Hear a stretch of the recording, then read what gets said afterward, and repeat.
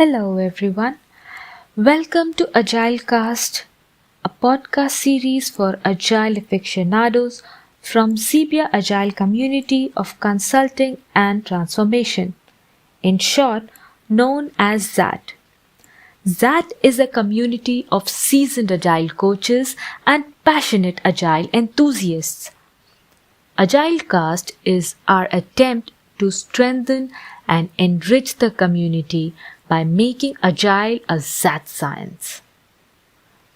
As part of this initiative, we will be picking up trending topics and important questions related to the world of agile and product development. We will be sharing our experiences here through this platform. We live by our core value of knowledge sharing, which is the only way you learn and care about your community. Apart from the podcast series, we have also been hosting webinars, meetups, annual conference named Agile NCR, and also contribute by publishing blogs and papers. My name is Kirti Gupta. I am a product owner, and in this series I am going to talk about common oversights of a PO. Of course, this is not a comprehensive list, but rather my take on the most high-risk mistakes one could make as a product owner. Some of these have been derived from my own experiences, and some are borrowed tales from my peers. I hope you can find value in this information and it helps you recognize if you're on the right track. If not, then fear not, you can always correct course.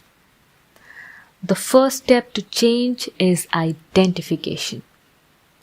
So, let's get into it. Number 1. Assumption. I asked one of my friends if he knew what his mother's favorite color was. He promptly replied, "She doesn't have a favorite color." I asked him if he was sure. He said he was pretty confident. I then said, "Why don't you go ask your mother and come back to me? I'll wait." So he did and returned surprised. His mom did have a favorite color and it never occurred to him to simply ask her. He thought that this information would have been just revealed to him on its own. The one deadly mistake, not only as product owners, but as human beings, that we make is assumption. We think we know what the right solution is or what the flow might be. But if it is not explicitly mentioned, it is always a good idea to confirm. For one of my banking clients, the word term deposit kept coming up as a type of account. My stakeholder, who was new to the company, assumed it meant to include both fixed deposit and recurring deposit, as was the case with his previous organization. But when we went back to the business heads, they mentioned that in this company, this term was only used for fixed deposit. Now, this might seem like a small example, but you get the idea. While our experience plays a good part in helping us work faster and understand better, it is also responsible for us to assume what we would otherwise clarify. And depending on the impact of this assumption, this mistake can be fatal to the product if not remedied in time. And we already know that the cost of fixing a mistake is directly proportional to the time elapsed in a project. Which is why this is at the top of my list and is really good advice even for general life if you think about it. Never assume, always ask. Number 2, not knowing the why. Let's say I have received some requirements for a product. I have the wireframes and I am under a deadline to write user stories and fill the product backlog. In this haste and in the monotone of doing things, it is easy to disregard the core value this product is supposed to provide. It is only when the very adept testers come back to ask me, "Hey, why are we doing this? Wouldn't it be better to do Y instead of X?" that I would realize my error, not knowing the why or forgetting the why. When we are formulating the approach for our product, it can be exhilarating to get involved in solution designing and innovation and forget the need or the pain points of the user.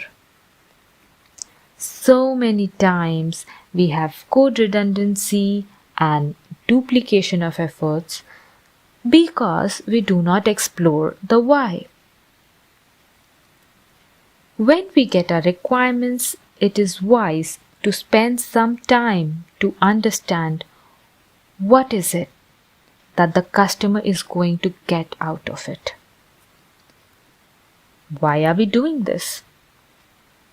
Is it required? Is it being captured somewhere else that can be reused? Having this holistic overview is going to help you and the team in the long run. It is also beneficial when there are any enhancements to be made. For, being agile is being ready for changes. Number 3, siloed working. Mostly, what this approach of working could lead to is lack of collaboration. Some of us prefer working in isolation, and that in itself isn't bad, as long as it does not translate to overlooking the importance of working together. The merits that we achieve when we work in a team are immense. For example, avoiding pitfalls, misunderstandings, and other potential issues. And in my personal experience, I have found it beneficial to surround myself with some trusted team members when we are solution designing. I regard inputs from my testing team very highly because oftentimes they help me see a missing link by asking questions at the right time. Not only does it help my process improve, it fosters respect and openness within the team, which, if you may recall, are 2 of the 5 core values of Scrum. As a PO, it is important to acknowledge that we may not have fully grasped all aspects of a product. We are human after all, and the only way we can overcome this shortcoming is by having a culture of transparency and inviting questions and criticism from a neutral viewpoint. This is not going to happen unless we get comfortable with the uncomfortable. Number 4, taking more than you can eat. I look at it as more of a behavioral fallacy than an implementation error. And this is more often found in newbie product owners. Product owners who are just starting out tend to underestimate just how much of their time and attention is needed to succeed in their very important new roles. It is possible they are new to the system or have multiple side projects going on, or are involved in more than one product, which is also an anti-pattern of Scrum. Having too much on your plate can lead to burnout, which in turn can lead to error of judgment and other project issues. This is a rolling snowball gaffe that can accumulate and lead to other mistakes. Not only must we know how to prioritize our backlog, but we also need to know how to sequence and prioritize our own tasks.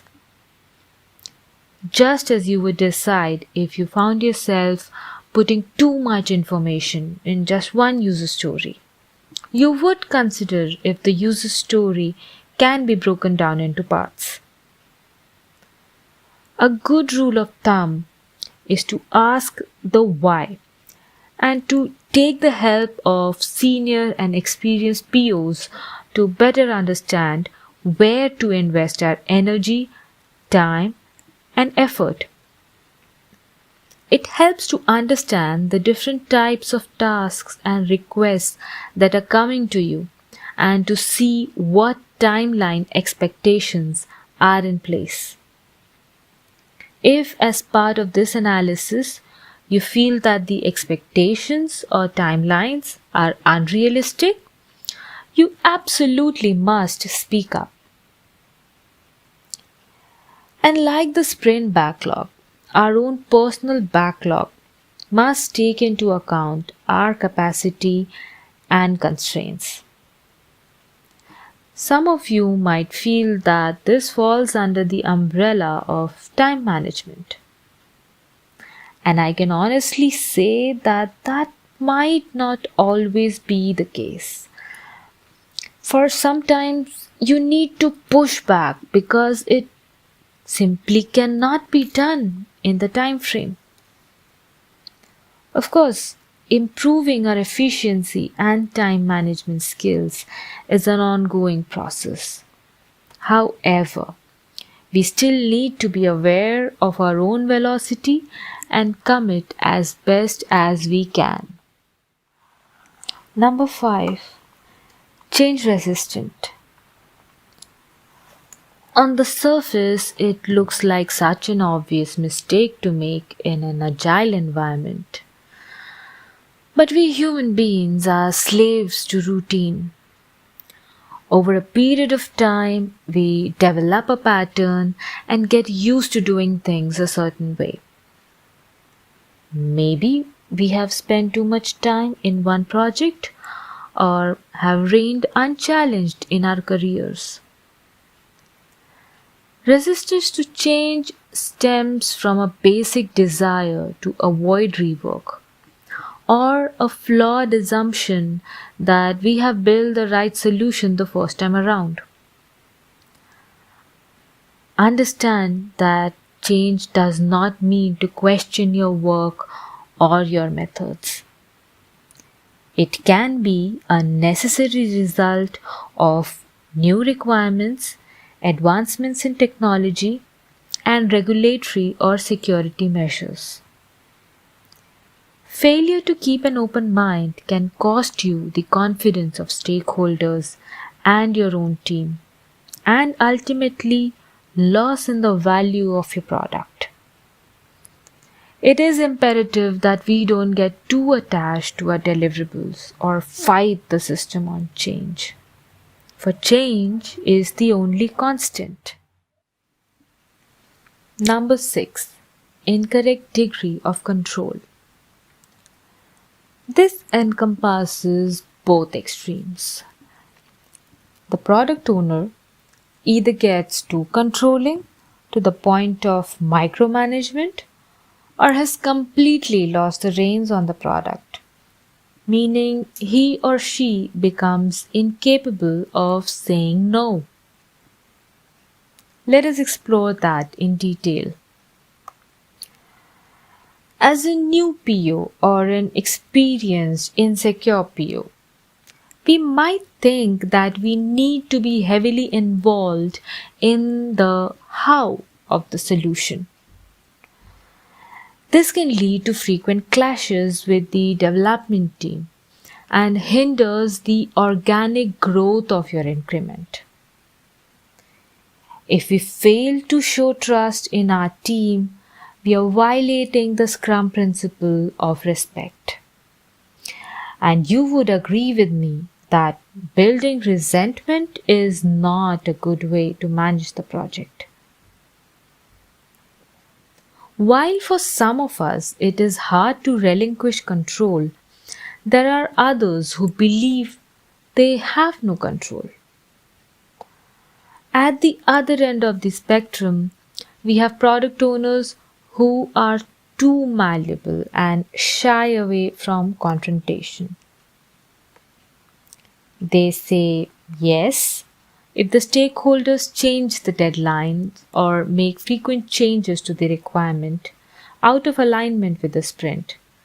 And they say yes when the development team pushes back on meeting all the acceptance criteria. Even if you do not want a conflict, oftentimes your only choice is to hold your ground. The key is to find a balance that gives you enough leverage to view and give feedback on the product while maintaining a cordial relationship with your team and the stakeholders so that they trust your input. This is tricky business and can take some time to master.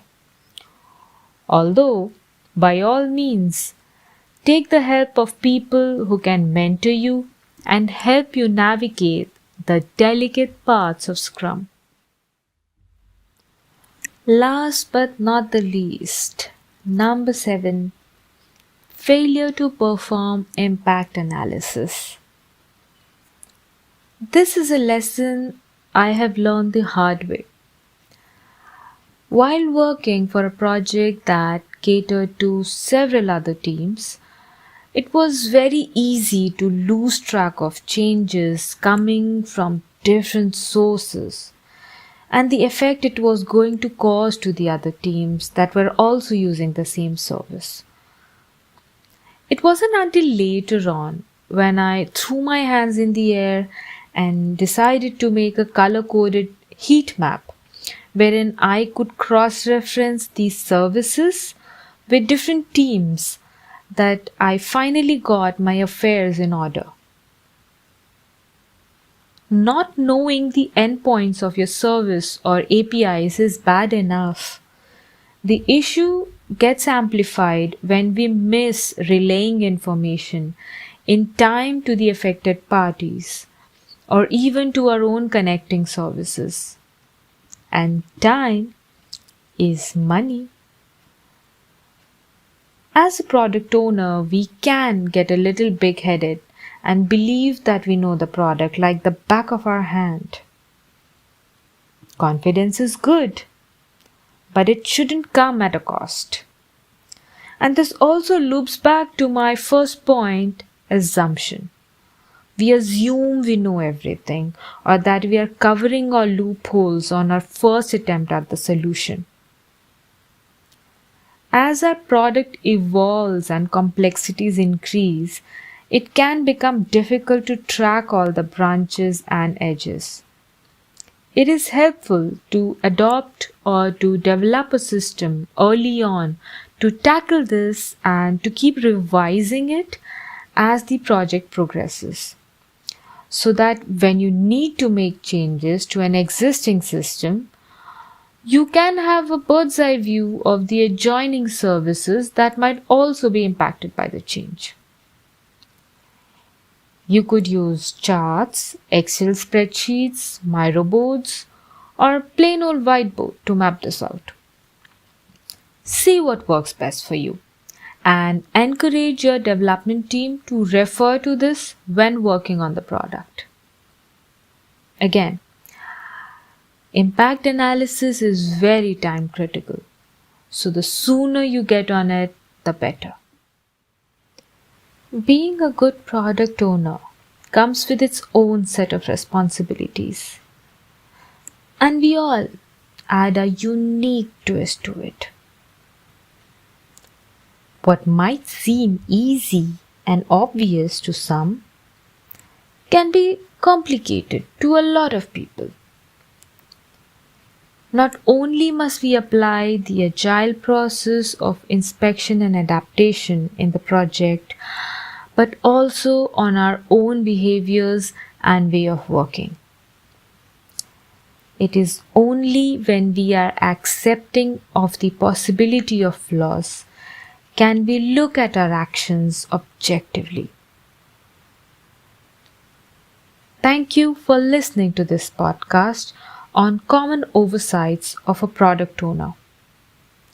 This is Kirti Gupta. Be sure to check out other podcasts in the series. Have a good day and goodbye.